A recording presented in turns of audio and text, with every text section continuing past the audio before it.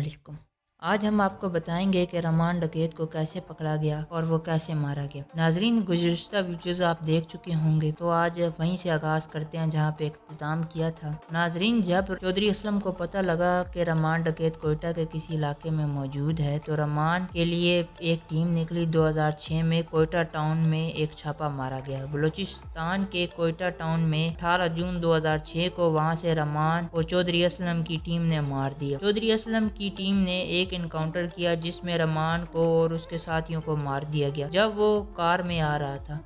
ये चौधरी असलम की टीम थी जिसने रमान को मुकाबले में 9 अगस्त 2009 को इतवार की रात को मारा। मुकाबले में रमान डकैत और उसके 3 साथियों का पिछड़े हमेशा के लिए बंद हो गए। मीडिया रिपोर्ट्स और दीगर शुहदा के मुताबिक ये पुलिस मुकाबला था जिसका मकाम कराची के इलाके गुलिस्तान जोहर ज़ाहिर किया गया। ये बात भी सामने आई कि जून में पुलिस ने रमान को गिरफ्तार कर लिया था, लेकिन अगस्त में रमान चौधरी असलम की टीम के 1-2 अफराद को भारी रकम देकर कहीं जा रहा था। सुनने में आ रहा है 5 करोड़ रुपए की रिश्वत दे के वो वहां से भाग रहा था। रमान दूसरी बार फरार हुआ तो फिर ये मामला चौधरी असलम और उनकी टीम की अना का मसला बन गया। उन्होंने रमान की गिरफ्तारी डाली नहीं थी, इसलिए कानूनी कार्रवाई से बच गए। लेकिन जिन लोगों को इस बात का इल्म था और जिन इदारों को पता था, उनकी तफ्तीश में यह मामला आ गया और तफ्तीश शुरू हो गई। रमान 2 बार पुलिस की हिरासत में आया और फिर भाग गया। जब वो 2 बार भागा और फरार हुआ तो उसकी गिरफ्तारी के लिए एक बार फिर कोशिशें जारी कर दी गई। रमान को हर सूरत पकड़ा जाए। फिर रमान के बारे में एक इतला मिली कि वो कराची से किसी शहर आ रहा है।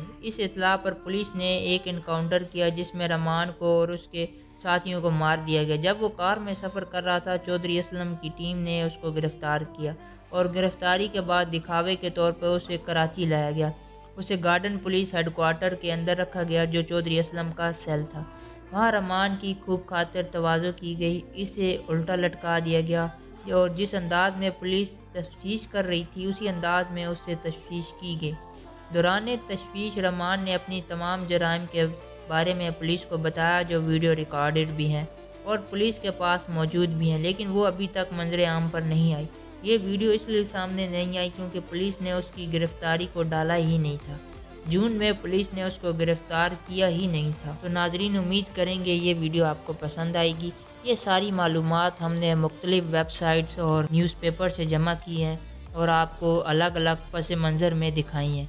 इब्तदा से लेके एंड तक आपको हर किस्म की मालूमात इंडियन वीडियोज़ में दी गई हैं।